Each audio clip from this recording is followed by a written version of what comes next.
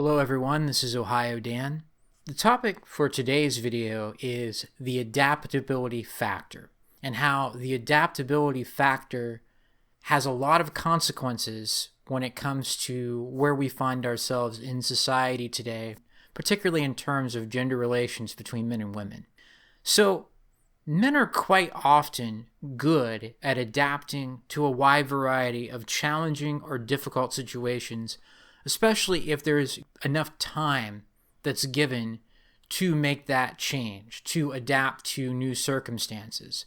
Men are very good at basically saying, all right, this isn't the situation that I had planned on, this isn't what I thought was going to take place, but I can adapt to this new arrangement. I can make decisions based on this new environment, even if this environment wasn't optimal or the situation wasn't what I thought it would be.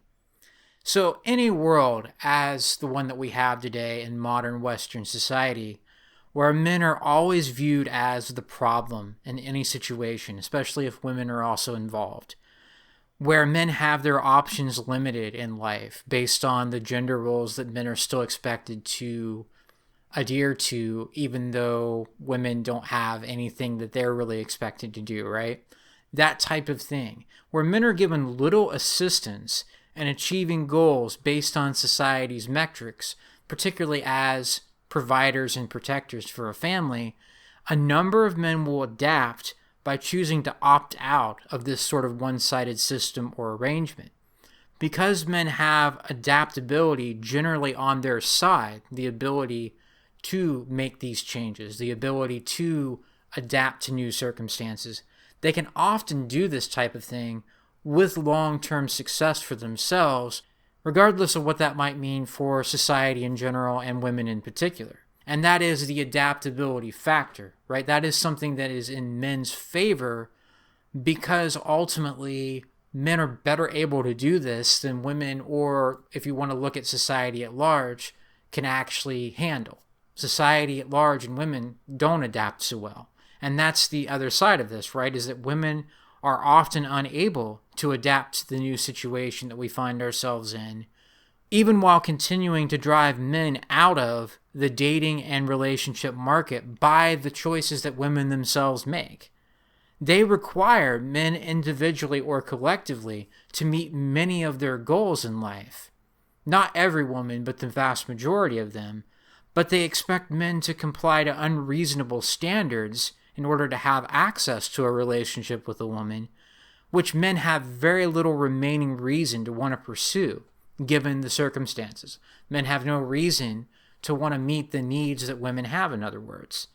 So because of this, women and society at large will have a much more difficult time adapting to the good men no longer being available for the many roles that they have traditionally and conventionally filled, compared to men adapting to a society that, let's face it, is just generally hostile toward their interests in an overall sense. Men are going to have a better opportunity in the long run to use their ability to adapt to make changes in their overall life strategy, while women are going to be either single moms or they're going to be childless and basically not have what drives many women in place, where they have that family dynamic, where they have that support system, where they have love and affection from their husband, from their children and grandchildren and so forth as they go through the different stages of life. Women are largely not going to have that available to them, or if they do, it's going to be in a messed up format. It's going to be based on the father being alienated or the father choosing not to be part of that situation anymore, or being kicked out of that situation, ass launched, as Vincent used to say, and therefore being forced to adapt to a new dynamic, to new circumstances. Men are going to not be involved in that, and women are going to be stuck with what remains of the family unit. And men, frankly, are better able to adapt to their situation, even though their situation on paper might be a lot more difficult in many ways, because they're not getting the help from society. They're not getting help from the family dynamic at all. Really, it's basically men on their own, but the men, because of that adaptability factor, are still able to deal with that a lot better than women can, in a general sense, overall. Recent evidence shows that when men are forced out of any positive role within the family dynamic, it is society and women who suffer the most, while men often adapt successfully to this new arrangement. Men are generally happier now, despite all the difficulties placed before them in mainstream society, while women are more miserable. And I'm not breaking new ground by talking about this issue. There have been many that have said feminism has freed men more than it has freed women. And women today are the ones that are actually alone, the ones that are actually miserable, while men are finding new ways to be happy. And I'm basically saying this in a somewhat different way here, right? I'm pointing out that the adaptability factor is a huge part of this process that men have a great advantage with. Because despite all the things that are negative today for men in this society, particularly in Western culture today, one thing that men can do is adapt, especially if given time, if given any amount of resources, or just being able to find their own resources as individual men, this men's community being one of those potential resources. Men can adapt. Men can say, you know what? I was going to have a family most likely, or I would have, if society was different, if we didn't have such a man-hating culture, if feminism wasn't the dominant gender ideology, if I wasn't expected to be a provider and protector for kids that could be taken away, or in the case of divorced men that I was taken away from. But you know what? I can do my own thing. I can find my own reason to live. Some men have a harder time with this than others. Some men do need to have that dynamic of trying to have a family in order to feel like things are functioning for them.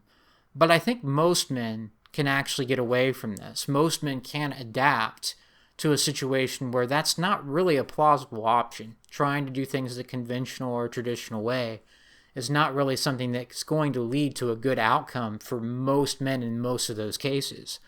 Men instead can adapt to the scenario for what it is once they realize and fully accept that that's where it stands. I'm not talking about the process and the difficulties of getting there, because there is the red pill rage, so to speak. There is the difficulty of accepting fully that, yes, we actually do live in a society where women have the upper hand when it comes to many things, and to a large degree, you're better off avoiding a lot of different associations of different sorts with women. You can still have female friends or date if you want to, if that's what you want. You can still have a girlfriend if that's what you want, but ultimately a lot of your dealings with women are pretty much rigged against you. Men figure this out in various ways. Men figure out what's best for them given the dynamic that they actually have to work with. Whereas society desperately needs men to continue to fill the provider and protector roles, because women are not going to step up and do this. And that's the other aspect of this, is looking at it from society's perspective in itself. Without men being part of the conventional system, without men wanting to get married and have kids and wanting to be part of a community, this society is screwed. Any society is screwed without men being able to participate and contribute in those kinds of ways. And with women individually, they're also screwed, because even though they have a robust welfare state that helps them, even though they have the ability to make all these choices in relation to men, in relation to their careers, in relation to how they go about life, ultimately, if men opt out, so many of their goals are not really able to be met. They can try to do it on their own, but that's just not the way that women are generally wired. They have to basically act like men in order to seek out that path, and most women are not going to be very happy doing this, and that's why.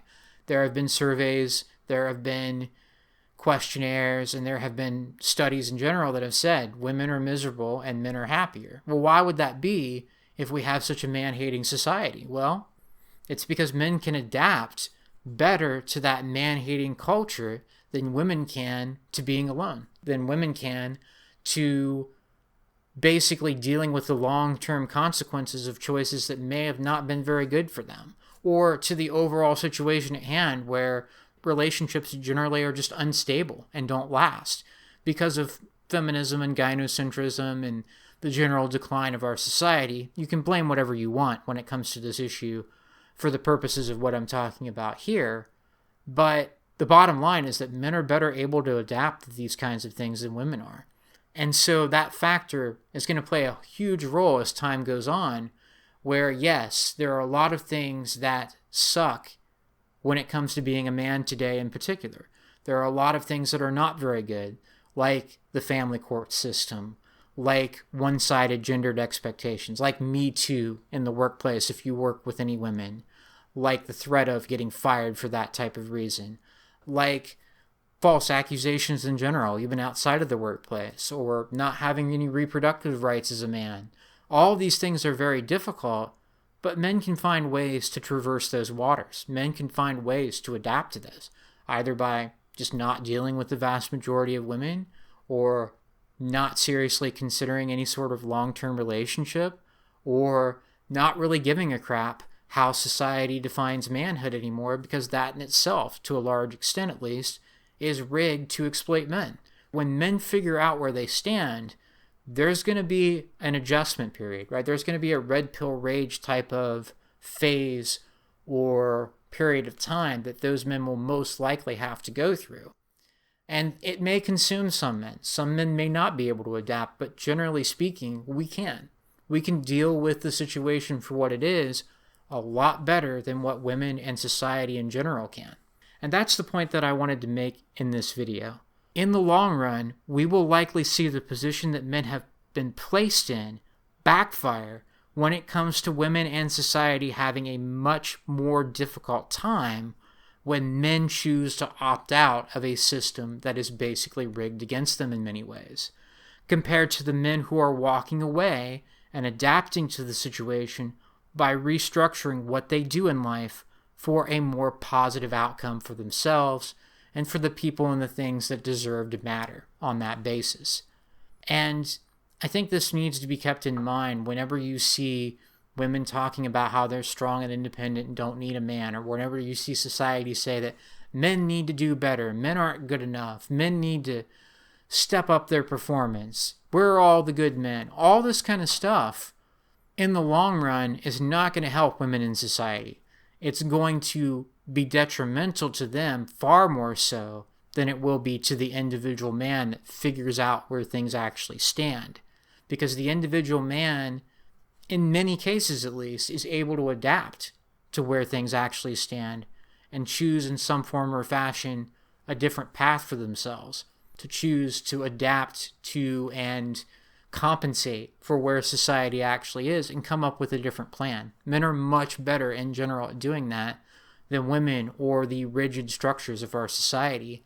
And men are going to find ways in many cases to be happy, or to at least be content, to find something healthy for themselves in life to do. And women are going to struggle more with this.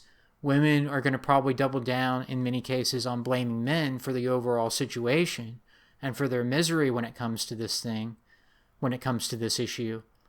But at the same time, no matter how much pressure at that point that society and women collectively put on men, men are already going to have checked out. Men are already going to have adapted at that point. And now women in society, to a large degree, in many of these cases, are going to be left holding the bag. They're going to be the ones that fail to adapt or struggle a lot more.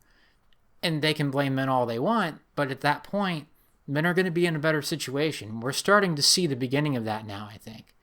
So guys, that's the video here. I think it's important to keep in mind the adaptability factor and how over a long enough period of time, that's going to be something in our favor as men. That's going to be something that we can use to deal with the actual arrangement that we find ourselves in, relating to women, relating to society, relating to the workplace, relating to schools, to the education system. All that is going to be something that is to our advantage, and that to a large degree, women in society in general are going to pay a price for treating men poorly, because men can find ways to adapt a lot more easily, in my opinion, than women or the structures of society can.